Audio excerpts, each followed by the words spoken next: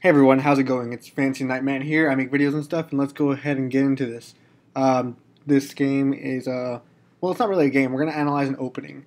It's called the Smith-Morra Gambit, and it starts off with white playing e5 and black playing c5. The reply black c5 is really popular because it really takes an aim at the center from the side, and it really focuses on the dark squares and creating eventual weaknesses on the queen side, making white preoccupied with the queen side. And it's really an effective tool to attack the white side if you're playing as a black, and it's very aggressive as well. But there's various different ways you can go about this. People usually go the standard knight there. If we were playing dragon, then this, and it would go something like this, where black aims to try to control the center, and then eventually after, say here, castles, we have attacks on the opposite side of the game. This is the Yugoslav attack, by the way, for white, and it's really interesting to see games like that where two sides attack each other. So Sicilian is marked by c5, and that's what it's called when somebody plays c5, Sicilian. And what we're looking at specifically is an opening for white to try to get an advantage straight out of the opening. So what I want to test out and what I want to start playing against the Sicilian, I haven't gotten a chance to do, but I eventually will. I want to play this d4 move. And this d4 move does a number of things. It challenges black in the center, and it tells black that I want to control the center, and if you want to control the center, you're going to have to take this pawn away from me. Because this this initial c5 move is to block white from taking control of these dark squares and using his second pawn to occupy the center. So by playing d5, you're automatically going for the center. Now black really has no choice but to tap capture. If, for example, black were to play knight here, we would see d5 kicking around that knight. Knight e5, knight e4 fails because f4 comes in, and then after knight here, you would see an issue with position. So knight here, and white just has a better game. Black can try to disrupt this pawn chain, but after d6, this bishop is blocked off. This bishop can't go anywhere because his queen is defending this pawn so amazingly. And if black does his standard d6 move, well, then we have d capture c6, and black cannot capture here. Loss of material, and you don't want that for nothing. Although losing material isn't always the worst thing you can have. It's more of trading material is what we're looking at. And let's take a look at another variation. If black does this, unless this exchange happened, well, we're going to see e5. Let's say knight d5. We have c4 kicking this knight around, and then after this knight's trapped in. We could see a better move, knight b4. And after knight b4, we see d capture c. Nothing defending that knight. And after a move like d6, trying to get control of the center again, you'd see a3. Or even, if you want, you can just move this knight away. Loss of tempo, attacking this pawn, but then bishop e3 just gets back at this. And then, eventually, this game will just be good because it's loss of material, trade for nothing. Now we're going to discuss this. Black's going to have to take, correct? Correct. And Smith-Morra Gambit is c3. You're giving up a second pawn. Now black can also side pass this. Usually it's bishop captures, which is best. I like playing queen captures, or no, I like playing bishop captures actually, because then I like moving this queen here, getting this diagonal nice diagonal in. But we're not going to talk about that variation.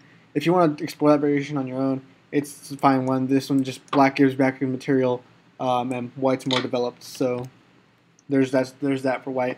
But if black captures and chooses to get this material advantage, well, then you have knight captures, and now white has these two things, this open file and this open file. And as you can see, this queen's already occupying this file. The rook can potentially occupy the c file.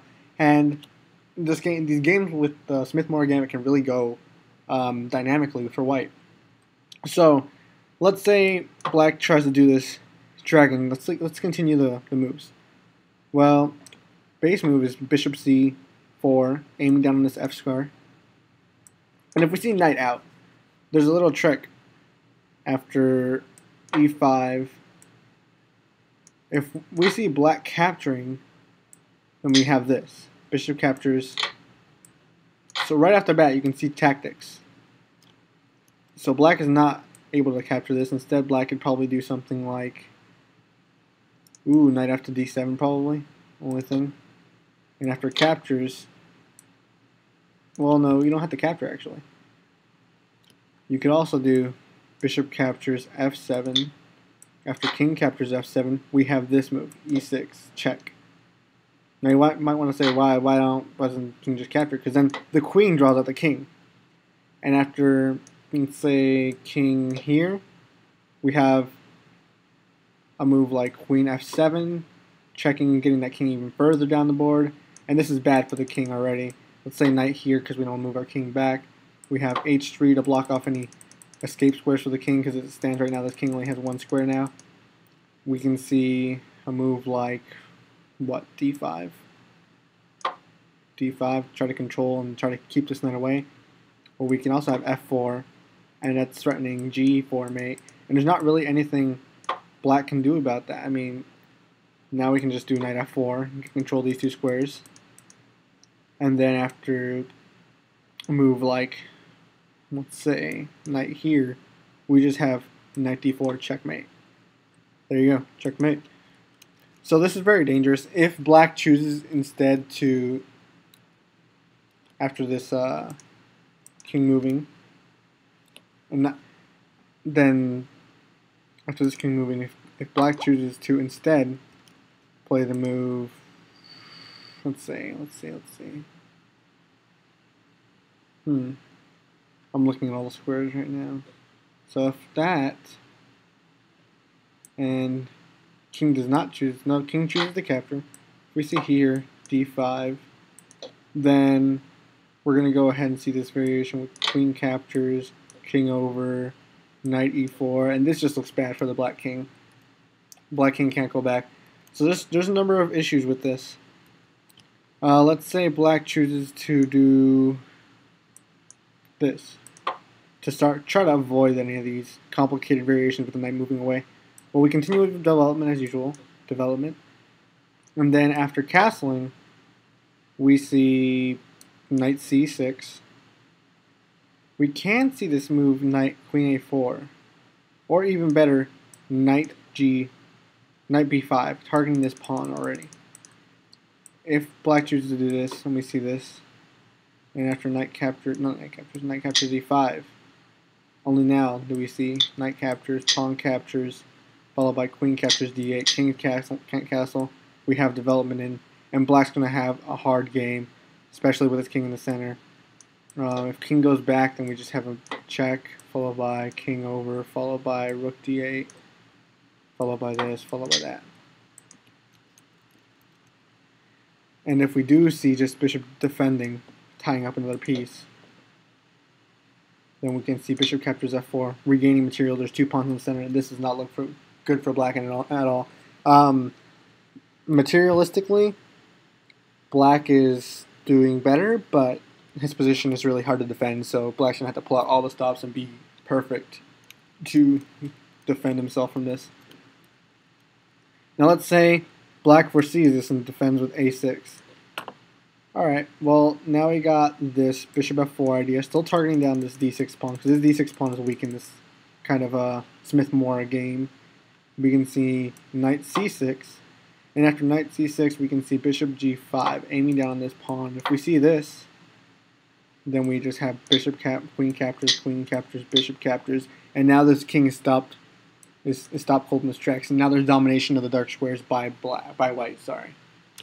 So as you can see, Smith-Morra Gambit's really dangerous if black doesn't know what they're doing. Let's talk about systems that we see against the Smith-Morra Gambit. What I like to play whenever I'm black and I see the Smith-Morra is I like to play E6 right away. And after bishop here, A6, stopping any funny business from these squares. And then let's say knight here. I move my knight here. maneuvering it to try to control these dark squares here, which are very important in the Smith-Morra Gambit because this bishop can come out and go there. Now, players usually, instead of castling in this position, play bishop H or bishop G5 to try to stop this knight from making its maneuver over there. But that's fine. H6. After it goes back, then we have B5 kicking back this bishop, and then we can see bishop B7 starting some counterplay against this. And now I think black is doing better in their attacks. So let's see castles, and after castles we can see move like G5 kicking around this knight or bishop, sorry, and then we can see our knight B. No, knight B to C6. We can see knight B to C6 instead. This is sort of reminds me of the Ruy Lopez games. It looks really familiar. And no threats over here. This bishop is in the diagonal where it wants to be. Maybe it has potential to go here. So maybe even locking down that square is good. I don't see very much for rook. Let me see rook here. Rook C8. Then we're going to see, let's say, knight D4. Knight D4 saying trade me, and after trade you're still threatening the rook, which isn't terrible, but after knight G6 we have queen A7, and bam, this is attacked, this is hit, and now if we just see this, well then that's bad because bishop is hanging. So this position is very tricky. That's what I like to play against, which is Smith-Morra Gambit. And it's really one of the systems that you're going to see played often. What I recommend, if you do see this sort of thing going on, is not to drop back this bishop. I would go ahead and give away that diagonal, or these two squares actually. And now you can see castles, knight out, and then sort of this force of pawn. No, that's not force. It doesn't force anything. I'd recommend maybe bishop B3, moving this, stopping this tempo from getting you up or moving you around. And after a move like that, to go ahead and take away that square from the bishop, we can now see knight D4.